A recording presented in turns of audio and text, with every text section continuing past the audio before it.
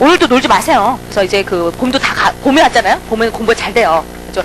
저녁 7시부터 내일까지 그 한 20시간을 투자해갖고 여태까지 공부했던 민총 문제를, 이제 민총이 오늘 끝나잖아요. 민총 문제를 20시간 투자하면은 다 풀 수 있어요. 그래서 20시간 이제 모의고사로 하면은 한 9회에서 8회 9회 정도 되겠네요. 10회나. 그거 풀든가 아니면 OX집을 하나 구해갖고는 뭐 민총 문제를 풀든가 해서 막 푸세요. 풀고 정신없이 풀고. 그래서 뭐 시간도 이렇게 재놓는 게 좋아요. 그래서 뭐 OX 문제집이다 이러면은 한 10초당 한 문제는 다 해결해야 되니까. 근데 이제 이 문제다 하면은 자기가 시험 보는 것처럼 40문제를 한 70분 주고 문제 풀고 단반 치고 문제 풀고 단반 치고 막 그렇게 기계적으로 해나가세요. 그럼 막 재밌어. 야, 이게 또 하다 보면 재밌어갖고 막 일어나기도 싫어. 빨리 풀어야지. 빨리 맞춰야지. 뭐 이렇게 돼요. 그러니까 이게 안 그럴 것 같아요? 그렇게 돼요. 그러니까 한 이거를 4번 하면 이렇게 돼요. 자, 처음에 한 2-3번 할 때는 한 3시간 정도 할 때는 하기 싫고 나가서 놀고 싶은데 한 계속 하다 보면 이게 게임 같아. 막 풀고 40문제 풀고 단 맞추고 빨간색 하고 색깔하고 재밌고 10분 쉬다가 빨리 하고 또 풀고 또 맞추고 그렇게 하는 거예요. 그래서 그때 이제 잠깐 그 안민영 씨 얘기 들으면 안민영 씨가 그런 스타일이잖아요. 안민영 씨가 그래갖고는 그 최연소로 이제 합격하신 그 유명하신 분인데 안민영 씨 그 합격 수기라던가 동영상 같은 걸 볼 수 있으면 보면 참 좋아요. 그러니까 어떤 게 좋냐면 이렇게 공부하는 게 좋다는 게 아니에요. 이렇게 공부하는 게 좋다는 게 아니라 공부량을 이 사람처럼 하면 좋다는 거예요. 질이 아니라 공부량을. 그래서 이분을 비난하는 게 아니라 그래서 안민영 씨 그 어떤 거냐면 이분은 잠을 안 자요. 그래서 그 시간으로 그 공부 계획표를 짜지 않아요. 시간으로 짜지 않고 그냥 김영배 문제집 하루. 그다음에 또 뭐 OX집 하루 이렇게 딱 정해놓고 그걸 다 풀면 자는 거야. 내가 잠을 잘 수가 없어요. 인간이 불가능한 거 애초에 불가능한 계획을 세워놨기 때문에 불가능해. 그러니까 아무리 풀어도 잠을 잘 수 없어요. 그래서 계속 푸는 거야. 계속 미친듯이 미친듯이 풀다 초저녁부터 풀기 시작했는데 학교 돌아와갖고 풀기 시작했는데 새벽에 동터 또 잠을 못 자요. 이거 다 풀어야지 자니까 자기 목표를 성취한다는 그 목표가 있으니까. 그러면 이제 아침이 돼요. 그러면 어쩔 수 없다. 그러면 점심때라도 풀자. 그래서 계속 냉동, 이제 학교를 또 다니잖아. 재학생이었잖아요. 학교를 가요. 그러면 아침 버스 타면서 좀 존대요. 그러고 나서 수업시간에 선생님이 좀 딴소리 하면 조금 존대요. 그게 잠의 전부야. 그래놓고 왜냐면, 지난날 밀렸던 그 OX와 오늘 또 새로운 게 있어요. 또 오늘 새로운 문제집이 있으니까 이거를 또 다 풀고 또 이걸 다 풀어야 되는 거야. 계속 공장 돌리듯이 막 하다가 또 다음날 또 잠을 못 자요. 그래갖고는 또 다음날 가고. 이렇게 해갖고는 이제 붙은 거 아니에요? 최연소로? 그러니까는, 그러니까 이렇게 내가 이렇게 정신병자처럼 이렇게 이분이 정신병자는 게 아니라 이렇게까지 심하게 하라는 얘기는 아닌데 한 3시간 자면 되는 거 아니야? 3시간. 그러니까 이분은 3시간도 못 잤었는데 한 3시간 자면 되는 거 아니야? 그래서 3시간 정도를 자는데 3시간 나는 잠이 운명이다 그러면 그냥 8시간을 자도 그냥 눈 떠 있는 시간에 공부만 하면 돼요. 그럼 되는데 여러분 눈 떠 있는 시간에 딴 짓을 해요. 막 여기 그 헌책방 쇼핑하고 돌아다니고 뭐 책 있어? 책은 집에 자기 있어요. 자기 있는데 책은 또 왜 사겠다는 거야? 책은 막 슉 사고 뭐 새로운 강사, 새로운 테이프 있나? 자기 그냥 그 아는 테이프 있는 거 들으면 되는 거야. 뭐 쇼핑하고 쟤는 저게 안 돼. 쟤는 저게 문제야. 그 쇼핑하고 돌아다니고 이 식당은 맛있어, 저 식당은 맛없어. 막 커피 막 풍평에 열고 막 그 돌아다니고 실은 구동의 전문가가 되시고 계세요. 그래서 조심하시고 이제 자주를 그만하고 여러분 들어오실 시간 동안 했습니다. 자, 우리가 대리까지 했죠? 그 조문으로는 137조 나갈 차례죠. 그쵸, 조문으로는. 그래서, 조문으로 그 137조 들어가도록 하겠습니다. 조문 쭉 하고 판례들 한번 쭉 보도록 하죠. 우리가, 어떻게 돼 있냐면은, 우리가 이제 그 당사자, 직업적 목적, 의사표시, 이렇게 돼 있어서, 그 다음에 효력 파트에서도 일반적인 효력으로서 당무기, 그 다음에 특별 효력으로서 대리권 존재할 것. 특별 효력 요건으로서 그냥 법률행위가 아니라 조건 기한부. 이게 조문으로는 뒤에 나와 있습니다. 조문으로는 그렇게 돼 있고 이렇게 갖추면 유효한 법률행위죠. 법률과 그대로 부여되죠. 근데 이 유효하지 않고 이제 무효라던가 깨질 수 있는 무효 취소가 있는데 계약이 깨지는 것은 해제까지 있는데 해제는 계약에만 독특하게 나오기 때문에 채권법에서 공부합니다. 이제 민법 총칙은 총칙이라 무효 취소만 나오는데요. 이 무효행위를 살리는 여기까지 왔는데 살려보자라고 해서 무효행위 재생 논의가 이렇게 쭉 나오게 되고요. 그다음 취소를 재생시킬 수 있는 일부 취소 논의도 좀 나오지만 취소의 일반 논의 많이 나와요. 취소권은 어떻게 행사한다. 취소권자는 누구다. 취소권은 또 무효와 틀리게 언제 어디서나가 아니라 단기 제척기간 이런 단기 소멸에 걸린다. 그리고 그런 것들이 또 취소에서는 또 법정 추인이라는 제도도 있으니까 그런 것들 이제 공부합니다. 여기 이제 요 조문상으로는 이게 먼저 나오고요. 원래는 그 특별 효력 요건이 조건 기한 나까지 나와서 유효 그것이 안 됐을 때 무효 취소 이렇게 가야 되는데 조건 기한은 조문상으로는 이거 뒤에 이렇게 놓이게 됩니다. 이렇게 하고 나서요. 여러분들이 만든 게 이제 권리죠. 권 하나 만든 거죠. 법률행위를 통해서 그 권이 이제 물권, 채권, 그 다음에 또 신분권 이런 것도 공부해 나가는데 이 권이라는 것이 영원 불변한 건 아니죠. 우리가 그 2조에서 공부했던 실효됩니다. 장정세신, 그러니까 장기간 그 정당한 기대에 상대방의 그 부작용함으로써 그런데 갑자기 새삼스럽게 자기행위를 한다. 그것이 신칙에 반한다라고 해서 실효의 원칙으로 권이 없어지기도 하고요. 그 다음에 일정한 권리, 주로 형성권이죠. 그런 경우에는 법의 유통기간이 정해져 있죠. 그렇죠? 그래서 이런 제척기간에 걸려갖고 이런 더 이상 행사하지 못하는 경우도 있고요. 그 다음에 또 그 대체적으로 청구권, 이런 채권들이 많은데요. 소멸됐다. 시간의 효과로서 소멸됐다. 소멸시효를 이제 공부해 나갑니다. 그래서 그러나 이제 종래 김영우 선생님 책은 실효원칙을 뒤에서 이렇게 세 가지를 비교해서 설명해 놨는데 이거를 2조로 빼셨죠. 2조로 빼셨기 때문에 우리가 뒤에서 마지막 그 공부할 테마가 제척기간 소멸시효까지입니다. 그러니까 오늘 공부할 테마는 여기까지 이렇게 될 수 있겠네요. 그래서 그리고 여러분들 민총에서 한 8문제에서 요즘에는 비중이 좀 떨어져갖고 이 정도 나오고 있는데 거기서 한 2문제 정도가 이 뒤에서 등장하고 있어요. 많으면 3문제까지. 근데 여기가 약해요. 오히려 대리까지는 열심히 하셔서 아는데 여기부터가 정말 약해요. 약하니까 조문과 판례를 정확하게 보셔야겠습니다. 그럼 이제 무효부터 보죠. 여태까지 무치를 그렇게 권리능력 무효, 그다음 의사능력 무효, 그렇게 해서 그 또 어떻습니까? 통정의 표시 무효, 다 103조 무효 했는데 여기서 다시 하는 이유는 재생 파트입니다. 재생을 시키는 것은 조문이 어떻게 되어 있냐면요. 일부 무효는 전부 무효가 원칙인 137조가 있어요. 그러나 예외적으로 그게 개정안의 일부 무효로 바뀌려고 하고 있는데 일부만 무효로 돌리고 일부는 유효하게끔 살릴 수 있는 일부 무효 법리가 나와요. 일부 무효 법리가 137조에 나오게 되고 그 다음에 또 어떻습니까? 이 무효행위를 살려보자. 이 무효행위에 다른 요건들이 갖추었다라고 한다면 새로운 법률행위, 이 무효행위의 전환, 무효행위의 전환들을 인정해보자라고 해서 제재시키는 파트가 나오고요. 그다음에 또 어떻습니까? 이 무효행위 알고서 어떤 그 새로운 법률행위, 그 추인에 대한 얘기로 무효행위 추인에 대한 것들이 나올 수 있겠죠. 그래서 이런 그 일부 무효법리, 전환, 추인 이것이 제재시키는 그런 부분입니다. 137조죠. 정말 중요 조문입니다. 일부분이 무효인 때는 전부 무효입니다. 그러니까 전부 무효가 원칙이에요. 그러나 예외적으로 단서에 해당된다고 한다면 그때는 일부 무효로서 나머지는 유효하게 살아남을 수가 있습니다. 그리고 일부 취소의 법리는 조문은 없는데 이 137조와 같이 쓰고 있어요. 그래서 일부 무효, 일부 취소 같이 간다는 거 주의를 하셔야겠고 그러나 이제 그 뒷부분의 단서가 뭐냐면 무효 부분이 없었더라도 법률이 하였을 것이다. 하였을. 실제 하는 의사가 아니죠. 하였을 것이다. 가상적인 의사죠. 이런 게 인정된다면 나머지는 유효하게 살 수 있습니다. 살아남을 수가 있는데요. 그래서 단서 요건 자체가 조문에서 끌어낼 수는 없겠지만 이 단서로서 유효하게 살아남으려면요. 1분가죠. 1분만 가시면 됩니다. 1분가. 그래서 법률행위가 일체성이 있어야 돼요. 그 다음에 그 법률에 쪼개질 수 있어야 나머지 살리죠. 분할 가능성. 그리고 그 나머지 살리겠다는 가상적 의사. 그래서 1분가. 이 요건을 갖춘다라고 하면 일부 취소, 일부 무효 이렇게 될 수가 있는 것입니다. 꼭 기억하시기 바랍니다. 여기와 관련해서는 올해 그 등장할 것으로 예상됐었는데 그 안 나왔기 때문에 내년에 여러분한테 나올 수 있는 가능성이 있는 판례 2가지를 꼭 기억하시기 바랍니다. 우리가 갑과 을이 있는데 이 갑법인은 상호신용근거예요. 그래서 그 중요 판례이기 때문에 간단하게 한 그 3부 정도 말씀드리겠습니다. 상호신용근거고 이사가 을이라는 이사가 상호신용근거는 그 서민들의 금융에 대한 그런 거에 입장이잖아요. 그러니까 보호를 해야 될 입장인데 그 을 이사가 국민은행이라든가 이런 은행에게 대출을 받아요. 대출을 받는다. 소비대차 계약을 체결했다는 거죠. 소비대차 계약을 체결한다. 소비대차 계약. 그래서 한 10억 원을 꾼다던가 이렇게 할 수 있다고 한다. 근데 이렇게 부채가 많으면 상호신용근거에 저축을 한 사람들이 위험할 수 있는데 이거 자체 금지하는 규정은 있는 건 아니고요. 이렇게 소비대차 채권자 그냥 안 꿔줘요. 항상 채권자 그냥 안 꿔줍니다. 담보장치입니다. 그래서 상호신용 건물 같다 그런 데다가 근저당권 이런 근저당권이라는 그 물건이 생기는데 이 근저당권이라는 물건이 생기기 위해서도 근저당을 설정하자는 근저당 설정 계약이 따로 있는 거예요. 요거와 별개로. 그래서 요 계약하고 따로 있잖아요. 그죠? 그래서 근저당 설정 계약이라는 게 따로 있는데 지금 그 문제는 상호신용근거법에서 강행규정, 효력규정으로서 두고 있다는 거예요. 담보 제공하지 마라. 담보 제공하면 그 무효의 법률행위 되는 거예요. 왜냐면 강행규정, 효력규정을 위반한 거니까 담보를 제공하는 행위는 이런 상호신용근거 보호하기 위해서 무효행위가 되는 거예요. 그렇다고 한다면 지금 무효행위는 여기서 돈을 꾸지 마라가 아니에요. 돈을 꾸되 담보를 제공하지 말라는 거니까 여기서만 무효 사유가 있습니다. 그러니까 일부 무효죠. 일부만 무효 사유가 있는데 이것이 하나에 돈을 꿔줬으니까 담보 계약을 체결할 거 아니에요. 그러니까 일체성이 있죠. 일체성이 있으니까 원칙 137조 본문으로 들어가게 된다면 일부 무효는 이 소비대차 계약까지 무효로 만드는 일부 무효지만 전부 무효가 원칙일 것입니다. 그렇죠? 전부 무효가 원칙일 거예요.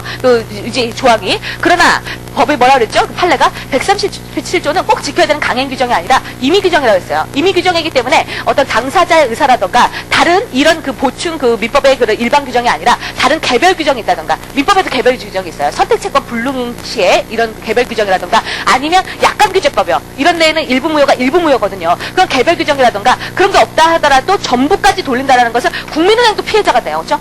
그러면은 10억도 못 받고 담보도 없고 그러면 국민은행에다 저축한 사람들도 위험해요. 얘도 보호할 필요성이 있는 거예요. 그러니까 이런 취지를 생각했을 때 일부모를 전부 보호로 간다는 것은 타당하지가 않다. 요거 살리죠.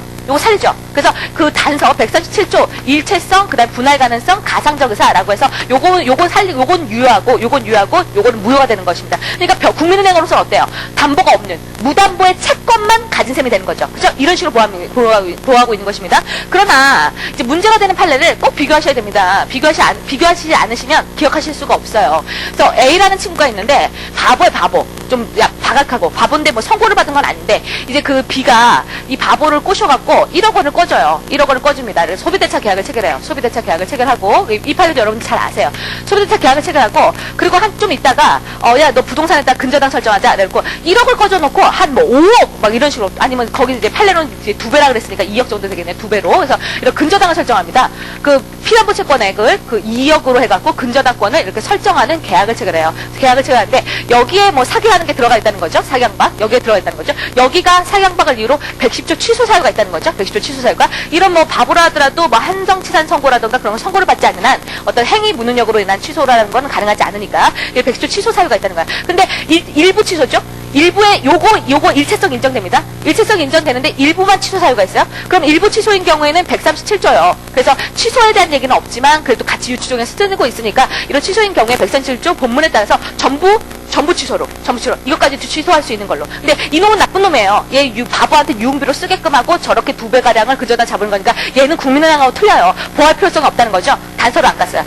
똑같은 사안인데 단서를 안 가고 이 경우에는 전부 취소로 해서 얘를 보호했습니다. 오히려 얘를 보호했습니다. 그러니까 그런 경우에서 이게 뭐 일부 취소였고 일부 무효여서 달라졌던 건 아니에요. 그래서 이런 이 형량 때문에 달라졌던 것이니까 같이 비교하셔갖고 기억하셔야겠습니다. 1분가죠.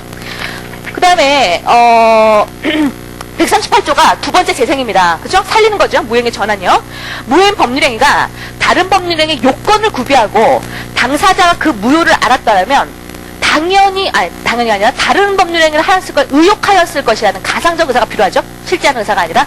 그러면 다른 법률행위로서 효력이 생긴다라고 되어 있습니다. 그래서 우리가 이런 얘기하죠. 우리가 137조는 요건 떼고 요건 살리고 양적인 일부 무효고 요거는 아예 새로운 걸 전환하는 질적인 일부 무효법입니다라고 해서 양적, 질적 이런 표현도 쓰지 않습니까? 그런 것들 기억하셔야겠고 또 하나 중요한 것은 그런 얘기들 많이 하잖아요. 그러면 요식행위 원래 무효가 됐던 행위가 요식행위인데 이 무효행위 여기서 탄생할 수 있는 행위는 어떤 것이냐? 요식행위에서 요식도 탄생할 수 있고 여기서 불요식도 탄생할 수가 있는 것이다. 그러나 앞에 행위가 무효가 됐던 행위가 불요식이다. 불요식 행위에서 불요식이 탄생할 수는 있겠죠. 그러나 불요식에서 요식행위로서의 전환은 인정할 수 없는 것이다. 뭐 이런 얘기도 하고 있고요. 또 하나 어떻습니까? 단독행위도 무효행위 전환을 인정할 수 있는 것이냐? 단독행위 성질상 허용할 수 없다라는 학설이 있긴 하지만 판례는 단독행위에 있어서도 어떻습니까? 무효행위 전환 인정하고 있죠. 그래서 허위의 이런 추세 신고가 입양으로서의 실질적 요건을 갖췄다라고 한다면 입양으로서의 그런 것들을 얘기했었고, 그다음에 원래 유언은 요식행위라 자동 공비만 가능하거든요. 그래서 비밀 증서로 했는데 요건을 갖추지 못했으면 비밀 증서로서의 유언은 효력이 없어요. 무효예요. 근데 이 무효행위 뜯어보니까 다행히도 자필이더라라고 하면 그런 경우에 자필로서의 유언의 효력은 또 인정하지 않습니까? 그래서 단독행위에서도 무효행위 전환을 인정합니다. 또 기억하셔야 되는 게 우리가 이제 아버지한테 아들이 3명인데 이 3명이 3분의 1씩 받아야 되는데 막내 아들한테 형들이 다 준다고 이렇게 했어요. 그래서 오히려 이렇게 준다고 상속재산을 분할하면 좋은데 얘네들이 상속을 포기하는데 상속 포기는 요식행위예요. 요식행위이기 때문에 가정법원에 일정한 기간 내에 상속 포기를 해야 되는데 일정한 기간이 지난 후에 상속 포기를 했어요. 그리고 상속 포기는 단독행위예요. 단독행위인데 이런 상속 포기 행위를 뭘로 봅니까? 이건 무효입니다. 왜냐면 요식행위니까 그걸 갖추지 못했으니까 요건을 민법의 강행 규정 갖추지 못했으니까 무효입니다. 무효지만 무효행위 전환시켰죠. 그래서 이쪽에 몰아준 것이 상속 재산에 대해서 분할 협의한 거다. 이건 계약이죠. 이거 분할에 대한 협의는 계약이죠. 이렇게 해서 이거는 계약으로. 그래서 단독행위가 이렇게 계약으로서의 전환도 인정한 것이 판례 입장입니다. 그렇죠? 이런 것들까지 꼭 기억을 하셔야 될 것 같아요. 그럼 전환에 대한 얘기들을 했었고 마지막으로 살릴 수 있는 방법입니까? 무효행위 추인이에요. 무효행위 추인. 그래서 무효인 법률행위는 추인한다 하더라도 그 무효인 행위가 생기는 건 아니에요. 그 무효인 행위를 백날 추인해도 그 무효인 행위가 효력이 생기는 것은 아닙니다. 그러나 당사자가 그 무효임을 알고 추인한다라고 한다면 새로운 법률행위가 탄생한다는 거예요. 그래서 그 무효인 행위 자체가 유효로 만들어지는 것은 아니라는 걸 좀 기억을 하셔야겠습니다. 그래서 무효행위 추인요. 그리고 어떻습니까? 우리가 이제 138조 여기 130조, 138조, 139조가 있는데 무효행위 전환은 가족법에서 씁니다.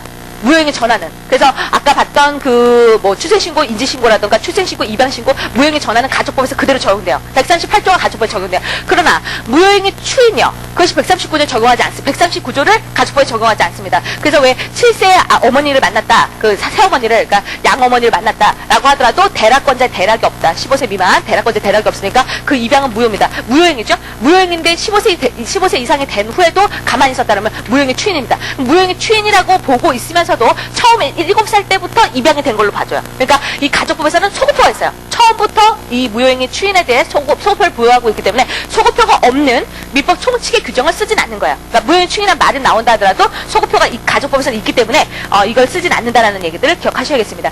그 다음에 이제 무효행위 재생 파트가 3가지죠. 그리고 이 무효행위 추인은 언제 나와요? 꼭 기억하셔야겠습니다. 무효행위 추인은 어디서 나왔었냐면 어저께 우리가 그저께 우리가 그 얘기했었죠. 당사자 확정하고 그 다음에 당사자 확정했을 때 행위자와 명의자가 달리 있다. 그래서 명의자를 계약의 당사자라고 한다는 거는 3명구조로서 대리구조로 푸시다. 라 말씀드렸고, 당사자 확정했는데 명의자 필요 없고 행위자와 계약 당사자로 삼았다. 상대방이 행위자다. 라고 하면 단명구조인데 그 행위자가 명의자 재산을 처분했다. 라고 하면 무권리자요. 무권리자 처분행위라고 말씀드렸습니다. 이 무권리자 처분행위요. 무권리자 처분행위에 있어갖고 진정한 권리자가 추인을 해준다면, 추인이 있다면, 추인이 없다면 이런 사실관계로 나왔었는데 추인이 있다면 무권리자 처분행위에 있어서 무대사였잖아요. 무대사. 그래서 다수의 같은 경우는 무효행위, 무권리자가 처분행위한 것은 처분행위는 무효다. 그 무효행위를 이렇게 추인한 것이다. 라고 이렇게 설명을 하는 것이 다수의 입장이었고, 대리구조는 아니지만 무권대리 추인의 소급표를 갖다 쓰자는 입장이 판례의 입장이 있었고, 사적지치 원칙상 소급표를 쓰자는 입장이 있었다 그랬잖아요. 그래서 무대사였는데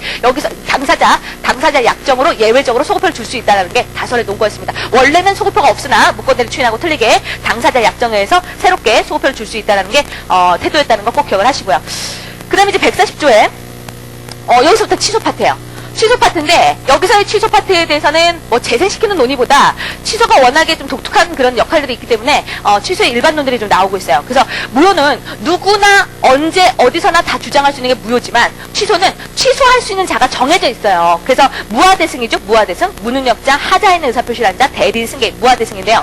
무능력자라고 하면 무능력자가 법정된 동의를 얻지 않았을 때 협의 취소 그거 한 거랑 그 다음에 여기서 하자인이라고 돼 있지만 대정안에서 바꾸려고 하고 있습니다. 왜냐면은 유무취치 착오로 인한 그 109조 취소를 마치 배제하는 것 같지만 여기서 착오도 들어간다는 얘기예요. 그래서 요거 의미를 좀 바꾸려고 하고 있어요. 조문으로는 이렇게 돼 있으나 협의 취소 3가지 기억하셔야겠습니다. 아까 오전에도 제가 말씀 잠깐 드렸었는데 이것이 이제 여러분들이 그 가을 모의고사 푸실 때 하나의 쟁점이었어요. 아주 큰 테마였어요.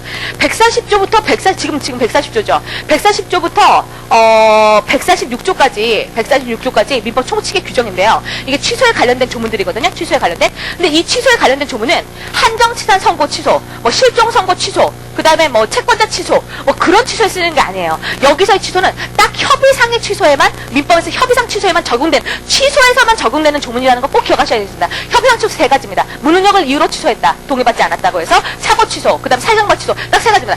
취소인 경우에만 적용되는 거야. 취소기 때문에 무효인 경우에 이런 조문들이 들어가는 게 아니에요. 그래서 왜 어떻습니까? 무효인 경우에 법정 추인이라는 제도는 없습니다. 무효에서 법정 추인 제도 안 나와요. 법정 추인은 여기 있는 조문이고 협의 취소에만 파트에 들어간다는 얘기예요. 그리고 무권 대리는요. 무권 대리는 무효예요. 유동적 무효예요. 무효의 무권 대리의 법정 추인이 그런 게 나오지 않는 거예요. 그래서 그런 것들의 의미를 좀 기억하셔야겠습니다. 여기서부터 나오는 건 협의 취소에만 들어간다는 거 꼭 기억하시고요.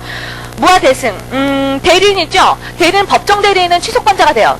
대리인 법정 대리인도 자기만의 취소권자가 됩니다. 그러니까 취소권 2개죠. 그렇죠? 이렇게 될 수 있는데 그러면 임의 대리인요? 특별수권을 받아야 된다는 입장입니다. 그 다음에 승계인요? 요것도 하나 쟁점이죠? 승계인은 취소권만 승계받을 수는 없습니다. 그러나 어떻습니까? 이 갑이라는 자가 18세 행위 무능력자라서 동의를 얻지 않고 을과 이 부동산에 대해서 매매계약을 체결했어요. 을과 매매계약을 체결했는데 이 매매계약은 그럼 취소할 수 있는 그런 사유들을 가지고 있는 것입니다. 그런데 이 18세 다시 법정대리의 동의를 정확히 받아갖고 이번에는 병에게 이렇게 매매를 합니다. 매매를 하고 여기에 등기를 넘겨줘요. 뭐 적극가담 한 것도 아니고 그런 사안이라고 했을 때 여기 이제 취소권자죠. 이 무능력자 스스로도 그리고 법정대리 여기 있는 법정대리인도 취소권자가 될 수 있겠죠. 취소권자가 될 수 있습니다. 그리고 무하대승이니까 무능력자, 법정대리인, 그 다음에 승계인도 되는데 이 부동산을 특정 승계한 사람도 포괄 승계뿐만 아니라 이 사람이 죽어서 뭐 이렇게 상속받은 경우 포괄 승계 말고 이 부동산을 특정 승계인도 포함합니다. 특정 승례도 포함하고요. 그러면 여기에 취소권하고 그다음에 여기에 취소권은 별개 취소권은 아니고요. 합산합니다. 왜냐면은 이쪽에서 이 취소권이라는 건 형성권으로서 제척기간에 걸리잖아요. 제척기간에 146조. 제척기간에 걸리니까 얘를 다시 또 3년 10년 할 수는 없어요. 그래서 이 앞에 사람하고 뒤에 사람의 그 기간을 합산해갖고 제척기간에 걸리니까 더 이상 행사할 수 없다. 이렇게 들어갈 수 있다는 것도 하나의 쟁점입니다. 꼭 기억하시고. 그럼 취소가 되면 141조 처음부터 무효인 것을 본다죠. 본다. 처음부터 이렇게 취소의 소급표가 있어요. 해제의 소급표, 취소의 소급표. 그런 것들이 이제 등장하게 되는 것이고, 그래서 항상 전위 제3자 보호조항들이 있는 게 있고 없는 게 있는데, 협의 취소 중에서는 왜 차고랑 사경박 같은 경우에는 전위 제3자 보호하고 있는 상대적 취소죠. 그러나 무능력을 이유로 하는 경우에는 무능력자 보호를 해서 절대적 취소니까 보호가 안 될 것이고, 소급표가 있다 하더라도. 그리고 어떻습니까? 무능력자는 그 행위로 인하여서 받은 이익에 그 현존하는 한도만 반환 책임이 있습니다. 원래 이거 좀 어렵지만 잠깐 들어보세요. 갑의 부동산을 을과 매매계약을 체결했다. 근데 이 매매계약이 깨진다. 무효, 취소, 해제된다. 법률상의 원인관계인 매매계약이라는 게 있었으니까 여기다 부동산을 준 거예요. 등기까지 넘겨준 거고. 그리고 여기에 3억 원을 받은 거고. 근데 이런 법률상의 원인이 무효가 되고 취소가 되고 해제가 돼서 법률상 원인이 없으면, 법률상 원인 없이 내 부동산 여기 이득 보고 있고 나는 손실을 보고 있고 그것이 인과관계가 있다고 하면 그게 부당이득이죠. 그렇죠? 그러니까 법률상 원인 없이 내게 여기가 있고 이 사람께 여기가 있으니까 서로가 부당이득 반환해야 돼요. 부당이득에 대한 조문으로는 741조 이하에 쭉 나오잖아요. 그래서 748조에 뭐 선임의 현존 이런 얘기 나와야 되잖아요. 그런 것들인데 다만 어떻습니까? 이 해제 파트에서는 독특한 게 있어요. 다 부당이득의 논이잖아요. 그죠? 부당이득의 논인데 해제 파트에서는 조문이 원상회복이라고 되어 있단 말이에요. 원상회복이라고 되어 있다. 그게 좀 어려워요. 지금 하고 있는 것들은 공부하신 분들만 좀 이해하시고 초학자분들 같은 경우는 이해를 잘 못하셔도 됩니다. 그래서 나중에 또 하니까, 우리가 채권법 할 때 하니까. 그러면 법률상 원인이 이렇게 무치해로서 깨졌을 때를 규율하는 그 조문이 741조 이하의 채권법 파트에만 있는 게 아니에요. 물권법 파트에도 있고 다 조율하는 조문들이 부당이득으로서 반환하는 법률상 원인이 깨졌을 때 관계들이 많이 나와 있는데, 그것들에 대해서 결론을 정리하면 748조보다 특칙이 201조에서 203조에 관한 걸로 가고, 이거보다 특칙이 548조에 대한 논의로 가요. 그러니까는 무슨 얘기냐면, 이 경우에 무효 취소 시의 법률관계, 그 다음에 여기서는 해제 시의 법률관계가 따로 있다는 얘기입니다. 해제 시에는 원상회복이라고 되어 있기 때문에 548조 이하가 더 특칙이에요. 그러니까 원상회복이라는 얘기는 이 부동산을 가지고 점유하고 있던 자가 아무리 선이라 하더라도 201조, 203조에서의 선의 과실 취득권이라는 게 나올 수가 없어요. 완전히 원상회복해놔야 되니까 과실까지도 전체가 다 돌려줘야 돼요. 얘도 이자, 받은 사람한테 이자, 그것까지 원상회복 다 돌려줘야 돼요. 다 돌려주는 관계예요. 그러니까 이게 더 특칙적으로 등장하게 되는 거고요. 그러나 원물 반환이라고 한다면 어떻습니까? 갑으로서는 갑이 반환받아야 되는 건 부동산이라는 원물이에요. 근데 을이 반환받는 것은 3억이라고 하는 가액 반환이에요. 그렇죠? 근데 이렇게 되면은 748조가 원래는 그 선인 경우에는 현존을 돌려주고, 악인 경우에는 받은 이익에다가 이자 손해까지도 이렇게 배상해야 되는 그런 입장들이 되는데, 우리가 통설 판례가 748조보다 특칙이 201조, 203조라고 그랬는데, 그러면 그 선인 경우에는 과실도 취득할 수 있다는 걸로 나와요. 그럼 얘 같은 경우는 이 부동산에 대해서 과실, 그동안 사용했던 이익이라던가, 그 다음에 옆에 이 집에 뭐 포도나무라던가 그런 거 다 따먹은 거, 그런 거 돌려주지 않아야 된다는 거예요. 얘는 돌려주지 않아야 되는데 얘는 이자까지 그 가액 반환이니까 얘는 748조가 적용되니까 얘는 돌려주라는 게 공평한 반할 거 아니에요. 그러니까 서로가 안 돌려주는 관계예요. 나중에 무효 취소가 되면 서로가 그것만 반환하면 되는 거고, 이자라던가 여기서 이자, 여기서의 과실은 돌려주지 않는 걸로 갑니다. 얘네는 다 돌려주는 관계로 가고, 그래서 이런 관계들이 정리가 될 거예요. 그래서 그런 의미들이니까 기억을 하시는데, 그러나 여기서도 더 특칙이 뭐냐면 그리고 141조 보세요. 제목이 취소의 효과. 무능력자는 그 행위로 받은 이익이 현존하는 점에서 상환할 책임이 있다라고 했는데, 여기 그 마지막 단서를 가지고 좀 정도를 하셔야겠습니다. 141조 할 얘기가 많아요. 141조에 대해서, 단서에 대해서. 갑이 무능력자인데, 이 무능력자가 매매계약을 해서, 을과 매매계약을 해서 이걸 취소하려고 하는데, 이 을이 이 무능력자를 좀 어리고 막 이러니까는 여기다 사기를 했어요. 사기 강박. 그러면 갑은 두 개의 취소권이 있어요. 어떤 취소권이 있습니까?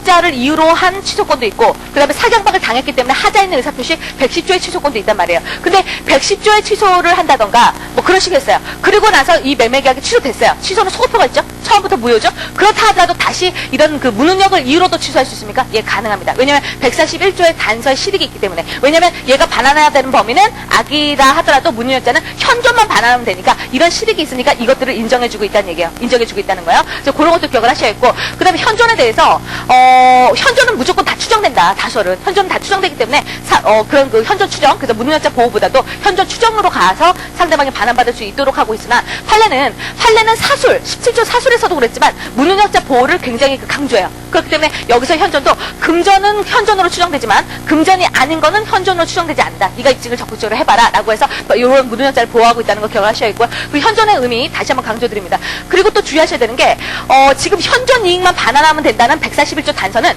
취소, 이 법률관계가 취소됐을 때 논의예요.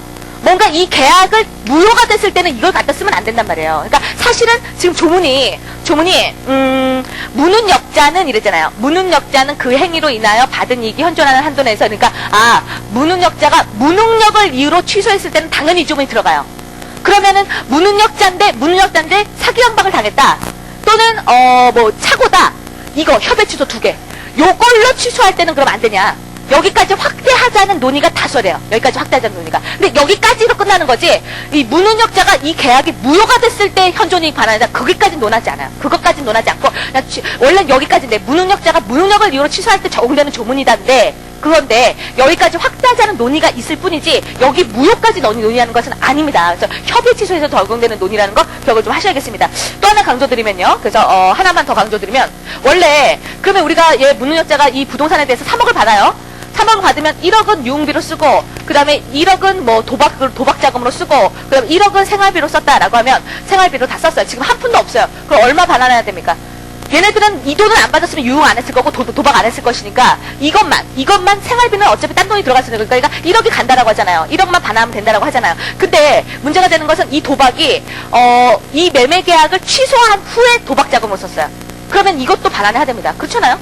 취소가 됐는데 그 돈을 다 써버리겠죠, 그러면. 그러니까 이거 반환해야 되는 범위예요. 그래서 그 의미들을 잘 기억을 하셔야겠습니다. 이제 모의고사 풀 때 여기를 가장 함정으로 많은 논의가 나온다는 걸 주의를 하시고요.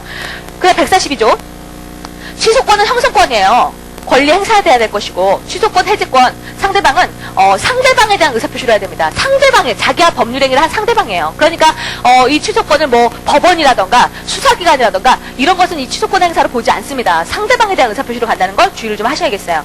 그 다음에 취소할 수 있는 법률행위 유효예요. 유효인데 취소가 되면 무효가 되니까 그거는 유동적 유효라 그럽니다. 취소할 수 있는 법률행위 유동적 유효다 이렇게 말하는데,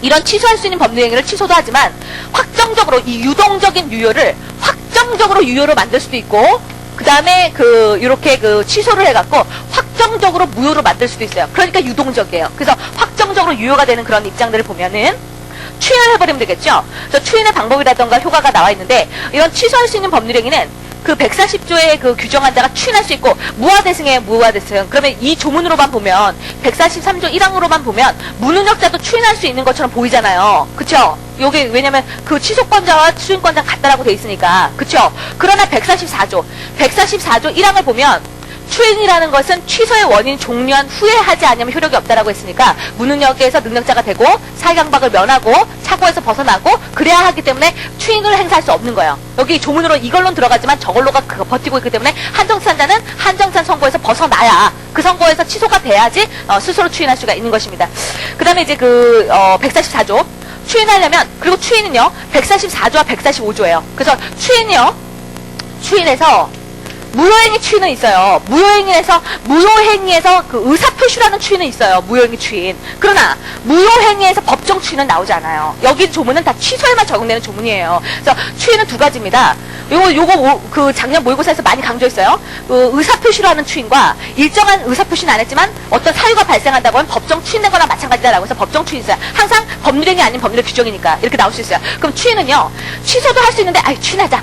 취소할 수 있는 걸 뻔히 알면서, 알고도 추인의 의사표시를 해야 돼요. 알고. 그러나 법정 추인은 어떤 사유만 발생하면 되는 것이기 때문에 알고 할 필요가 없는 것입니다. 그걸 기억을 하셔야겠고, 다만 이의를 보류하지 않아야 되는 그런 책임들은 있는 거죠. 그래서 이런 것들 알고 해야 된다는 거, 추인, 그 144조 알고 해야 된다는 거, 그걸 주의를 하시기 바랍니다. 그리고 그 취소권자가 그 행사할 때 무능력자라던가 하자 있는 의사표시한 자가 행사할 때는 벗어나서 해야 되겠지만, 능력자가 되고 해야 되겠지만 법정 대리인이 할 경우에는 적용하지 않겠죠. 그냥 추인은 더 할 수 있는 것이고요. 법정 추인입니다.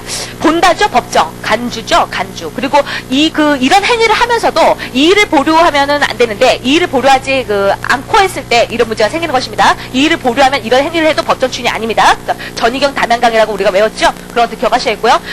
나머지 는 읽어보시면 되겠는데, 문제가 되는 것은 이행 청구요. 이행 청구는 취소권자가 취소를 안 하고 이행을 청구하는 거죠. 상대방한테 이행 청구 받는 것을 나한테 법정 추인이다 이렇게 말하진 않겠죠. 그 다음에 5호에 취소할 수 있는 행위로 취득한 권리의 전부나 일부의 양도라고 되어 있는데, 이것도 취소권자가 양도하는 경우를 말하겠죠. 취소할 수 있는 행위를 취소 안 하고 딴 데다 넘긴다던가 이거가 되겠죠. 그래서 그런 것들 좀 주의를 해달라는 것이고요. 근데 강제집행은 취소권자가 채권자로서 저쪽 취소도 안 하고 강제집행 들어가는 것뿐만 아니라, 취소권자가 채무자로서 강제집행 받는 경우도 넣습니다. 왜냐면 강제집행 받으면 나 취소할 거예요. 강제집행 하지 마세요. 이렇게 이의를 제기할 수 있는데 이의를 안 했다라는 거죠. 그런 것들에 대한 의미들을 조금 주의를 하시면 될 것 같네요. 그 다음에 이런 취소권은 형성권입니다. 형성권은 제척기간에 걸리는 걸 많이 보죠. 그죠? 이런 제척기간에 걸리는 걸 보기 때문에 법에 딱 유통기간이 정해져 있어요. 그래서 146조인데 추인을 할 수 있는데도 네가 안 했어. 그러면 이제 취소 더 이상 못하는 거야. 그러니까 추인을 할 수 있는 날로부터 3년 내. 그다음 아무리 길어도 법률행위를 한 날부터 10년 내. 그때까지 행사해야 돼라고 해서 조문은 소멸이라고 돼 있으나, 이런 경우에는 시효로 소멸한다는 말이 없죠. 그러니까 이거는 제척기간으로 우리가 파악을 하는 것입니다. 그걸 꼭 기억하셔야겠고요. 146조와 관련된 것은 이걸 기억하셔야 돼요. 그러면 이 매매계약을 취소가 됐다. 이 매매계약을 해제를 했다. 라고 하게 되면 해제권도 형성권이고, 그 다음에 취소권도 형성권이에요. 내가 말만 하면 딱 바로 효과가 발생하는 거니까 취소권, 해제권은 형성권입니다. 그러면 얘네들은 다 제척기간에 걸리는 그런 입장들이 있잖아요. 있는데, 그러면은 제척기간 추인할 수 있는 날부터 3년, 그 다음에 또 법률행위 있는 날부터 10년 이건데, 취소가 되면 소급해서 무효가 돼서 부당이득 반환 청권, 부당이득 반환 채권이 생기잖아요. 부당이득 반환 채권이. 그 유인선에 따른다고 하면 원인행위가 깨지니까 물권행위도 영향을 주는 것이니까, 아무리 을명으로 등기가 돼 있다가도 얘가 소유권자가 되니까 얘는 소유권에 대한 물권 청구도 생기잖아요. 그러니까 부당이득 취소함으로써 부당이득 반환 채권도 생기고, 소유권의 유인론에 따르면 소유권에 대한 물권 청구도 생기잖아요. 그렇죠? 두 가지 다 생기는데, 이 부당이득 반환 채권은 그날로부터 취소된 날로부터 다시 10년의 소멸시효에 걸리는 거냐, 채권이니까. 아니면 어차피 조속히 법률관계를 안정시키겠다는 것이니까, 이런 것도 다 이런 제척기간 안에 적용을 받아야 되는 것이냐, 이런 건데, 이거는 해제에서도 마찬가지 논의가 나오죠. 근데 다소는 짧게 조속히 거래 한정, 그래갖고는 이 기간 안에 이것도 다 행사해야 된다라고 다소는 봅니다. 근데 판례는 취소 시부터 다시 10년, 부당이득 반환 채권 생겼는데 채권은 10년. 그래서 그렇게 가고 있다는 거, 그 태도들을 좀 기억을 하셔야 될 것 같아요. 그 의미들이고요. 그 정도 받고. 그 다음에 이제 147조부터입니다. 147조는 뭐예요? 그러니까는 사실은 특별효용요건으로서 조건과 기한 같은 경우가 뒤에 앞에서 먼저 공부하고, 그 다음에 무효행위 재생, 취소권자 이런 공부해야 되는데, 조문론 뒤에가 있습니다. 조건, 기한, 특별효용요건입니다. 그러면 효력요건이라는 거 주의하시고요. 그 다음 147조 조문을 보면, 정지조건이 뭐예요? 효력 발생 조건이잖아요. 그렇죠? 이런 정지조건이 있는 법률행위는 효력 발생 조건이니까 그게 조건만 성취되면 효력이 발생됐죠. 그렇죠? 그리고 조건 성취된 때로부터라고 돼 있어요. 조건이 성취한 때로부터 돼 있으니까 조건은 비소급표가 원칙입니다. 비소급표가 원칙이죠. 소급표라는 말이 안 나왔잖아요. 해제 조건은 효력 소멸 조건이니까 2항에 조건 성취 때부터 효력 소멸, 효력을 잃겠죠. 그러나 어떻습니까? 그러니까 원칙이란 말했죠, 제가. 조건은 비소급표가 원칙입니다 말한 건 3항 때문에 그렇습니다. 왜냐면 당사자가 조건 성취 효력을 소급하기 전에 소급하게 할 의사, 약정이 있다고 한다면 예외적으로 소급할 수 있거든요. 그러니까 원칙과 예외가 있습니다. 근데 주의하시라 그랬죠. 기한은 그렇지 않습니다. 기한이라는 단어는 소급표랑 어울리지 않아요. 그러니까 원칙 비소급표가 아니라 기한은 무조건 비소급표입니다. 언제나 비소급표입니다. 기한은요. 기한은 무조건 언제나 비소급표라는 거 주의를 하시고요. 그 다음에 원래 우리가 조건요. 조건 못 붙이는 게 많잖아요. 그죠? 특히나 형성권 단독행위. 단독행위에 조건 붙일 수 없는 게 원칙이잖아요. 그러나 단독행위를 하더라도 상대방의 이익을 주거나 상대방의 동의가 있거나 아니면 상대방이 결정할 수 있는 사안에는 우리가 단독행위를 하더라도 조건을 붙일 수 있습니다. 그래서 해제권 행사하면서 해제권 행사 시에 너가 몇 달 며칠까지 중도금을 안 주면 이런 식의 조건을 붙일 수 있는 게 가능합니다. 왜냐면 그쪽에서 이행하면 막을 수 있기 때문에 얼마든지 그 상대방이 결정할 수 있는 경우에 해제권 이런 것들에 대한 것들이 붙일 수 있다는 거 주의를 하시고요. 조건부 권리라 하더라도 권리죠. 권린 경우에 보제 침구, 침해를 당하지 않아 조건부 권리도 기대권이 있는 것이기 때문에 이런 침해당하지 않아야 되는 소극적으로 규정해 놨습니다. 그래서 상대방이 이익을 해야지 못한다라고 되어 있고요. 조건부 권리에 적극적인 얘기들이 나와 있죠. 조건부 권리인 상태라 하더라도 처상부담이 가능하죠. 149조에 처분, 상속, 보존, 담보 이런 얘기들이 나와 있는 거죠. 그래서 그런 것들 한번 보시면 되겠고, 그다음에 이제 150조가 좀 의미가 있을 수 있어요. 그래서 판례, 최신 판례들이 이제 저는 20대 판례만 하니까 핵심 정선 판례만 하고 있는데 최신 판례들 이제 보시면 여기에 관련된 판례들이 많죠.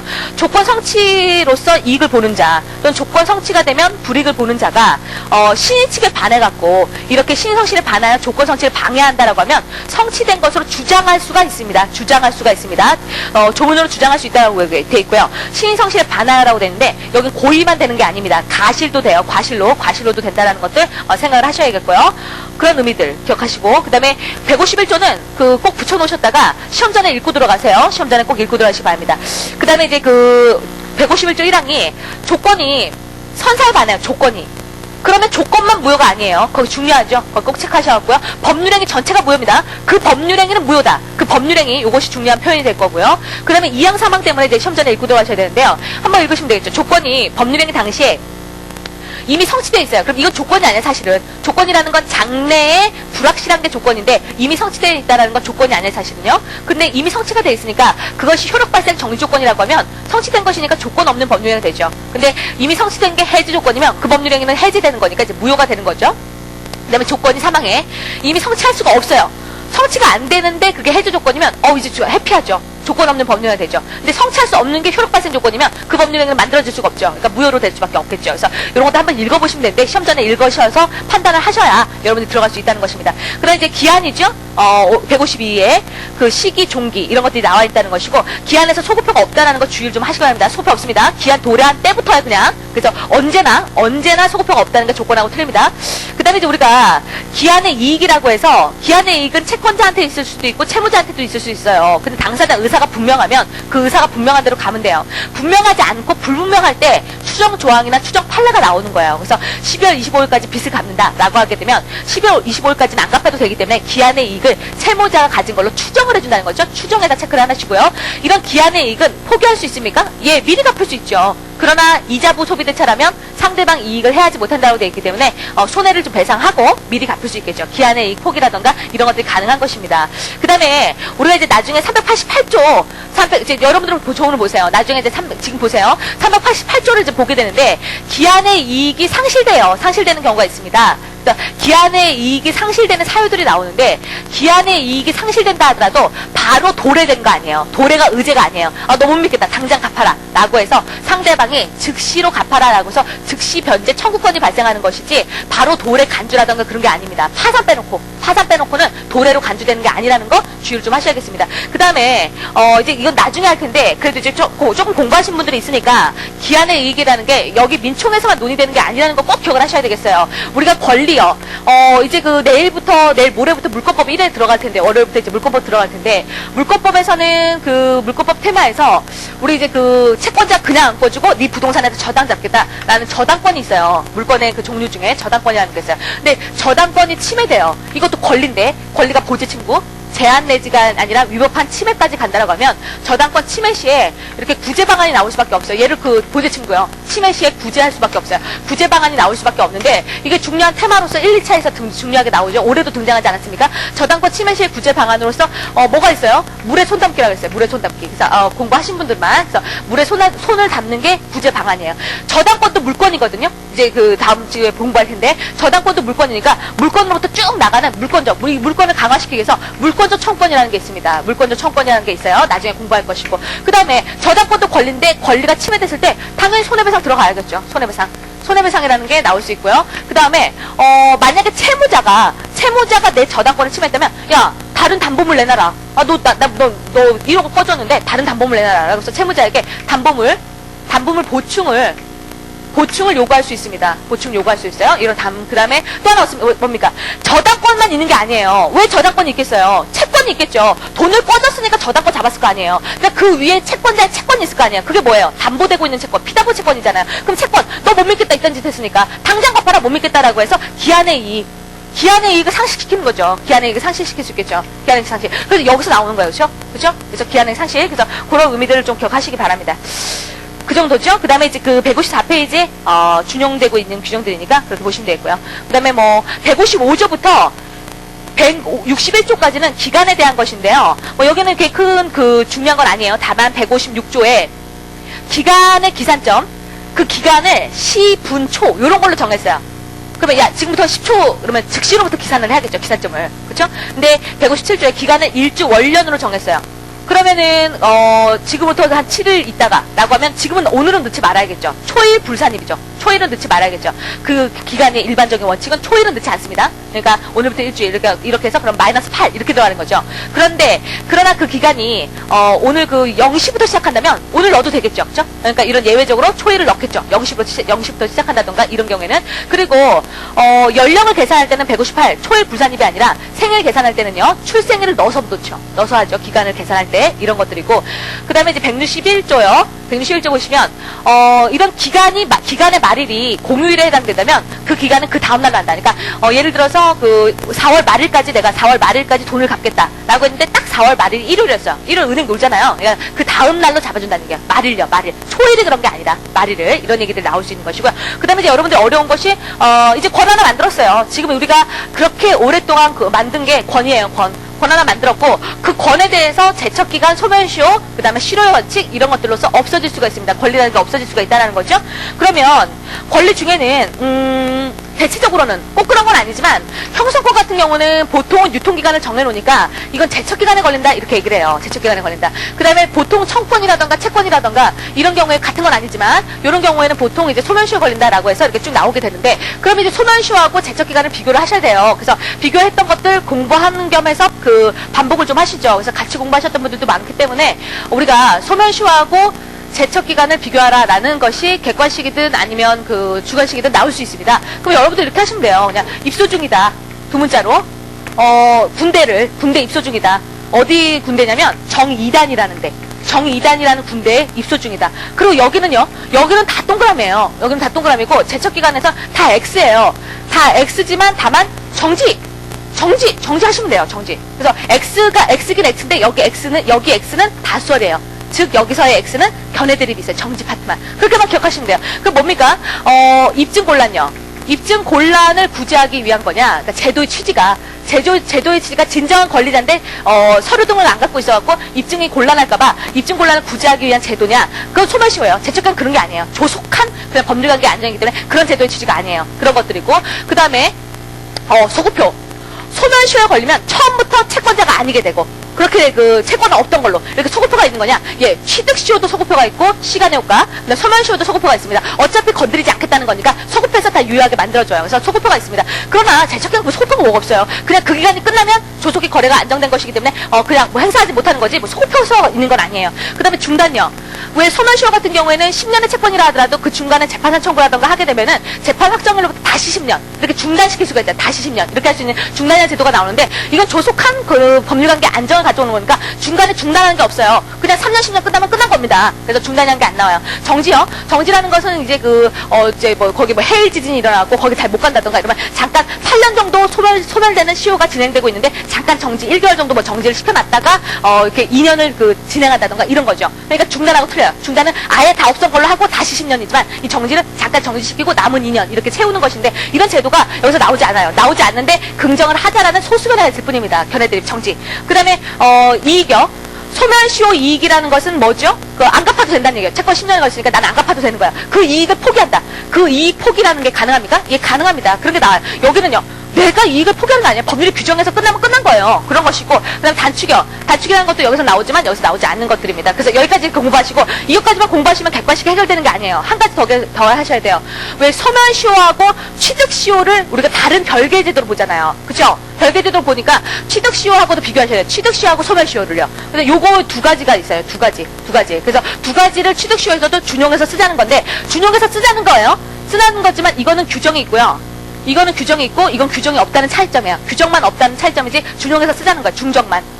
그래서 딱 이렇게 해갖고 머릿속에 다 넣어놓으시면은 대비하실 수가 있어요. 그래서 162조 봅니다. 조문요. 채권은 채권, 재산권, 소멸시효라고 돼 있었기 때문에 재산권에서만 소멸시효가 나와요. 비재산적인 권리에서는 신분권 같은 경우는 제척기간에 걸릴 여지는 있지만 소멸시효 걸릴 여지는 없습니다. 비재산권은요. 그럼 채권은 10년입니다. 2항에 그러면 채권 말고 채권은 10년이니까 2항에서 제외시키고요. 소유권은 소멸시효 걸리지 않잖아요. 그러니까 제외시키고 그럼 소유권 외에 다른 재산권은 20년이네요. 그 다음 10년짜리가 아니라 20년짜리가 아니라 3년짜리들도 있습니다. 이런 것들은요, 시험 전에 눈으로 읽고 들어가는데, 눈으로 읽고 들어가도 이게 나온다 그러면 틀리는 거예요. 그러니까 이런 것들은 그냥 마음을 편안하게 먹으세요. 하시고 나중에 판례만, 여기에 관련된 판례만 정리하시는 게 낫습니다. 조문 그대로는, 어려우실 수밖에 없는 것이고. 그럼 1년짜리들에서 많이 나오는 것은 2호에 동산의 사용료 채권이요. 동산의 사용료 채권이 1년짜리라는 거, 그거 좀 주의하시고, 그 다음에 3호에, 원래 임금 채권은 금기법상의 3년인데요. 보통의 임금 채권이 아니라 노역인 연예인의 임금료, 요거 하나 체크하시고요. 그것들은 1년짜리로 들어간다는 것입니다. 그 다음 165조, 중요하죠. 판결 등, 이거 중요한 조문입니다. 판례도 많고. 판결 등에 의하여 확정된 채권은 소멸시효라고 되어 있는데, 판결에 의해서 확정된 채권은 단계 소멸시효에 해당한 것이라 하더라도 그 소멸시효는 10년으로 합니다. 그러니까 3년짜리를 판결이 확정받으면 걔는 이제 10년이 되는 거예요. 그죠? 이런 거예요. 그런 의미지, 20년짜리를 10년으로 단축한다는 의미가 아니에요. 160조 1항이. 그리고 소멸시효 걸리지 않는 것을 확정 판결 받으니까 이제 10년의 소멸시효 걸린다는 얘기가 아니에요. 그러니까 늘려준다는 의미지, 줄여준다거나 안 걸리는 걸 걸리게 한다거나 그런 의미가 아니라는 것입니다. 그 다음에, 판결과 같이 볼 수 있는 이항들이 나와 있고요. 그 다음에 사망 체크하세요. 여러분들 사망 자체를 문제로 내니까 틀리더라고요. 조문 자체로 내면 조문이 약한 파트예요. 그래서 전 2조의 규정은 판결 확정 당시에 변제기가 도래하지 아니한 채권에는 적용하지 않습니다.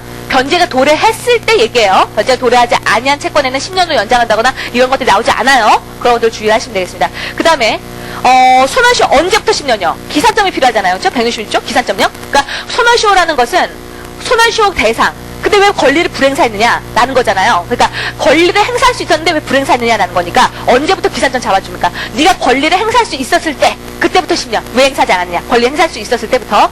그러면은 부작위를요.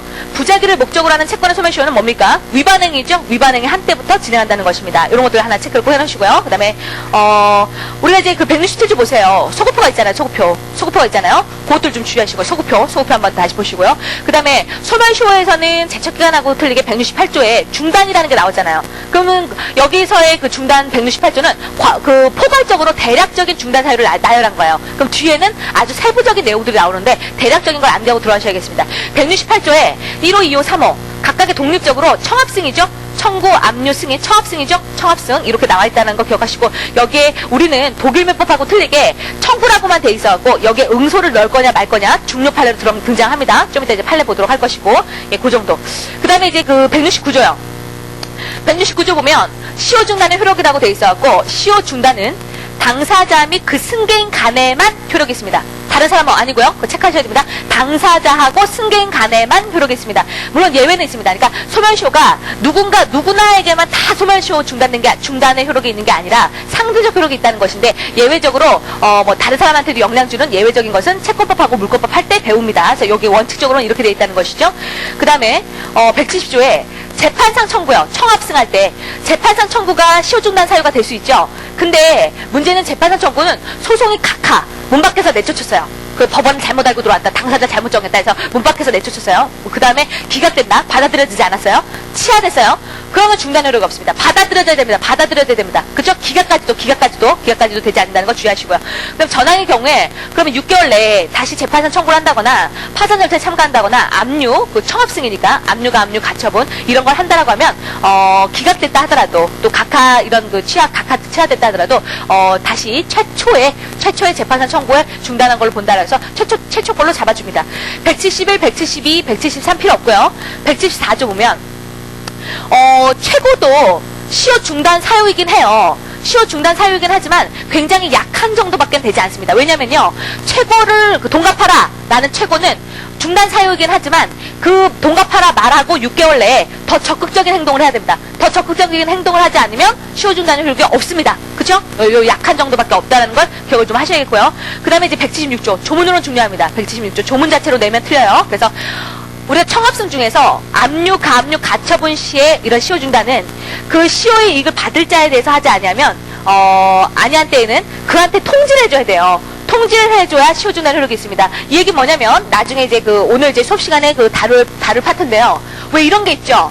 그 갑이라는 자가 을이라는 주체무자에게 소비대차로서 1억 원을 꺼줬어요. 즉 이 갑이라는 자는 채권자입니다. 근데 채권자 그냥 안 꺼줘요. 너 집 있냐? 뭐 근저당으로 잡으려고. 근데 그게 없어. 너 뭐 너 친구 있냐?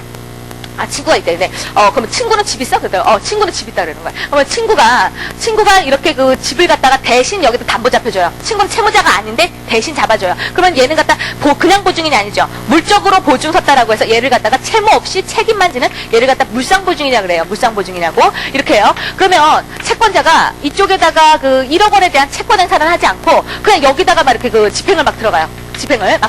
그렇다고 한다면 요것에 대한 채권 행사는 아니란 말이에요. 아니기 때문에 이런 그 여기에 그 집행 들어간다는 얘기는 그 압류, 가압류, 가처분 들어간다는 얘기예요. 보시면 176조에 압류, 가압류, 가처분은 시효의 이익을 받을 자에 대해서 하지 않으면 아니한 때에는 이를 그에게 통지한 후가 아니면 시효 중단 효력이 없다 했어요. 그러니까 무슨 얘기예요?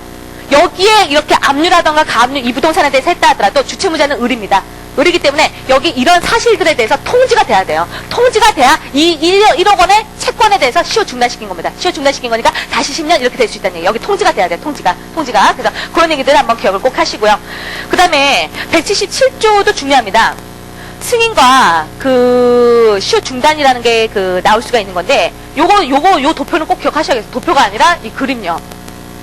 승인이라는 게 뭐예요? 승인이라는 게. 여기가 이제 그 10년, 드디어 10년 채권 돈 안 갚아도 되는, 1억 원의 채권을 안 갚아도 되는 10년이 완성되는 때입니다. 완성되는 때인데, 완성되기 전에, 한 9년쯤 됐을 때 채무자가, 갚아야죠, 형님. 이렇게 하면 여기 승인이에요, 승인. 이게 승인이에요. 그렇죠? 채무가 있다고 승인해 주는 거야. 전에 승인하는 거죠. 근데 이미 10년 딱 완성됐어요. 완성된 다음에는 승인이라고 그러지 않아요. 완성 후. 그럼 안 갚아도 되는 거야. 안 갚아도 되는 걸 갚겠다는 거야. 로또 당첨됐기 때문에 갚아야지 내가 천당 간다. 갚겠다라는 거야. 그럼 여기서 나오는 게 뭡니까? 자기가 소멸시효 이익으로서 안 갚아도 되는 걸 소멸시효 이익을 포기했다. 시효이익 포기가 되는 거야. 시효이익 포기. 그러면은 이 승인은 의사표시가 아니에요. 내가 빚진 게 있죠? 빚진 거 알겠습니다라는 거예요. 알겠습니다니까 준법률행위 관념의 통지 이런 거예요. 관념의 통지. 그 사실을 알겠다라는 거예요. 관념의 통지예요. 그쵸? 관념의 통지 어떤 사실을 알겠다. 저 꾼 거 있죠? 라는 거예요. 이거는요. 내 의사표시로서 의욕한 대로 돈을 갚겠다는 거. 안 갚아도 되는 것을 내가 의욕한 대로 새롭게 만들어내는 거니까 이건 의사표시예요. 그쵸? 그리고 이건 어때요? 이거는 그러니까 의욕하는 의사표시 이런 처분권은 필요 없어요. 뭘 처분하는 게 아니에요. 돈 갚아야 될 거 알겠다는 거니까 처분권은 필요 없어요. 단지 관리권한만 있으면 되지 처분권은 필요 없어요. 그러나 이건 어때요? 없는 걸 있게끔 하고 있는 걸 없게끔 하고 이런 거니까 처분 능력이 반드시 필요합니다. 처분 권한이 필요합니다. 그렇지 않겠어요? 예, 그런 얘기들로 딱 가셔야 되는 거죠. 그래서 승인은 저렇게 소멸시효가 완성되기 전에 청합 승이니까 그 채무자가 승인하게 되면 시효가 중단될 수 있는데요. 그렇게 하려면 처분 능력이나 처분 권한이 있을 필요는 없습니다. 그러나 여기서 처분 권한, 처분 능력이 있을 필요는 없지만 관리 권한은 있어야 돼요. 조문으로 드러나 있지 않지만 적으셔야겠죠. 관리 권한은 있어야 됩니다. 관리 권한 있어야겠죠.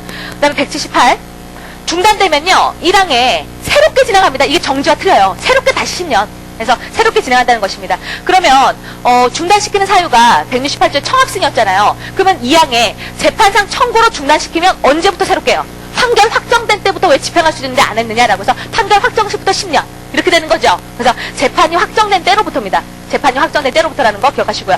그 다음에 정지예요. 정지는 뭐 중요조항이 아니에요. 4개 그 179에서 182가 중요조항이 아닌데 보시면 소멸시효 만료 전 6개월 내에 무능력자 법정들이 없어졌어요. 그럴 때는 무능력자 좀 보호해야 될 거 아니에요? 그러니까 법정되는 취임한 때로부터 6개월 내에는 시효가 완성되지 않습니다. 그러나 9년이 지나고 이 사유가 발생했다면 1년은 정지됐다가 다시 1년 채우면 되는 거예요. 그죠? 그래서 무능력자 이런 6개월이네요. 그런 것들만 기억하시면 돼요. 무능력자 6개월. 그러니까 여러분들 무능력자 때 체크하시고 179조가 나오진 않아요. 그냥 무능력자 체크하시고 6개월 하시면 되겠고 그 다음에 이제 그 180, 180에 필요 없고 182조입니다. 그 해일 지진 때문에 채권자가 채무자한테 돈을 못 받으러 간다. 정지 좀 시켜줘야겠죠. 그 천재지변은 1개월입니다. 1개월요. 그러니까 무능력자 6개월이지만 얘는 1개월이겠죠. 182조에 조문으로는 그런 정도만 체크하시면 될 것 같아요. 그 다음에 이제 183 주된 권리가 소멸시효가 완성되면 종된 권리도 소멸시효가 완성된 거예요. 종된 권리가. 그런 것들 주의하시고요. 그 다음에 소멸시효 돈 안 갚아도 되는데 시효 이익을 포기할 수 있습니까? 예. 근데 미리는 안 돼요. 미리 포기가 안 돼요. 미리요. 미리는 안 돼요. 9년쯤 되고 있는데 채권자가 너 미리 포기해놔라. 그럼 거의 다 채권자가 미리 포기시킬 거예요. 포기각서 써놓고. 그러니까 완성된 후에 포기가 나오는 거예요. 완성 전에는 포기 같은 것들이 되지 않습니다. 그리고 소멸시효는 법률행위에 의하여 이를 배제, 연장, 가중할 수는 없어요. 왜냐면은 그 채무자에게 불이익할 수 있기 때문에요. 그러나 소멸시효 기간을 이것보다 단축하거나 경감할 수는 있습니다. 그렇죠? 어차피 채무자의 이익들이 있는 것이니까요. 그렇게 하시면 될 것 같습니다. 그럼 조문으로는 우리가 이제 이렇게까지 봤어요. 그래서 조문으로는 184조까지 받고 물권법은 이제 185조까지 갑니다. 그러면 판례들을 좀 빨리 보도록 하겠어요. 그러면 이제 월요일 날은 밑줄, 월수금 밑줄 긋고 화목토론 또 물권법 쫙 나가는 거죠. 오늘 나눠드린 거 일부 취소입니다. 이거 알고 계셔야 되겠네요. 일부의 취소 사유가 생기면 전부 취소가 원칙입니다. 그러나 예외적으로 일부만 취소시킬 수 있습니까? 예, 가능합니다. 요건은요, 요건은 일부가죠. 일체성, 분할 가능성, 가상적의사 똑같죠? 그래서 그런 것들 기억하셔야겠습니다. 그리고 왜 취소하는 거죠? 이거 착오를 이유로요. 그래서 왜냐면 물론 동계 착오이긴 한데 공무원이 유발시켰어요. 동계 착오는 표시돼야 되죠. 법률의 내용 표시되려면 표시돼야 되는데 상대방이 유발시켰거나 조건이 된다고 하면 표시되지 않아도 되죠. 그래서 중요 부분의 착오로서 넣어줬습니다. 넣어줘갖고 취소할 수 있다는 거죠. 그러나 전부 취소는 아니에요. 자기가 휴게소 부지라던가 이런 걸 받은 건 유효하는 것입니다. 그러니까 일부만 취소시키고 그 분할 가능성이 있으니까 가상적 의사 나머지는 유효하게 살려놨던 것입니다. 무효행위 전환요. 입양의 실질적인 요건이 잘 구비가 됐어요. 근데 소수가 아니라 형식적인 요건만 출생신고를 했어요. 그 외관만 잘못된 거예요. 그렇다 하더라도 무효행위 전환 인정합니까? 단독행위에서 예, 인정했습니다. 입양의 실질적인 요건이 있었으니까 가능했어요. 그렇죠? 그런 것들이었고, 네, 무권리자의 채권행위는 유효해요. 타인 권리 매매. 그러나 무권리자의 처분행위는 처분권 없는 자니까 무효예요. 그 무효행위를 추인할 수 있습니까? 예, 가능합니다. 근데 지금 그 재판 요지를 보면 끝에 보시면 무권대리 추인과 같이라고 되어 있잖아요. 소급표 때문에 무권대리 추인을 썼습니다. 그러나 이게 20대 판례인데요. 최신 판례는 비판받았어요. 대리구조가 아닌데 왜 무권대리 추인이라고 말하냐. 막 그래 비판받으니까 사적사치 원칙상 소급표를 인정할 수 있다라고 해서 바뀌었습니다. 바뀐 건 아니에요. 두 개의 판례가 공존하는 거야. 두 개의 판례가 공존하는데 최신 판례 물어보면 사적사치 원칙에 대한 걸로 가셔야 되겠습니다. 그 다음에 우리 미등기 매수인의 등기청구권이라고 되어 있는데 요것들에 대해서는 조금 어렵긴 한데 그 밑에 거 먼저 보고 잠깐 설명드려야겠습니다.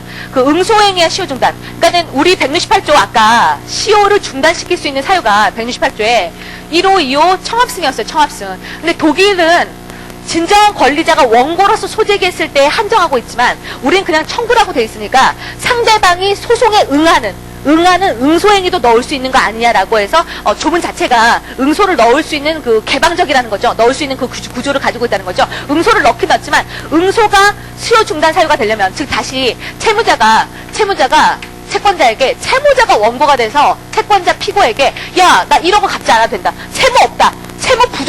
채무 부존재하다는 사실을 확인해달라고 해서 소송을 제기해왔어요. 그럼 채권자 권리행사한 것이냐? 여기서 응해요. 소송에. 응소행위를 해요. 응소행위를 했을 때 이런 경우에 피고로서 응소행위 한 경우에도 청구로 넣어서 중단 1억 원의 채권을 중단시켰다고 봐야 되는 거냐? 이런 논의를 한다는 거죠. 근데 응소가 시효중단 사유가 되기 위해서는 두 가지 요건을 갖춰야 되는 것입니다.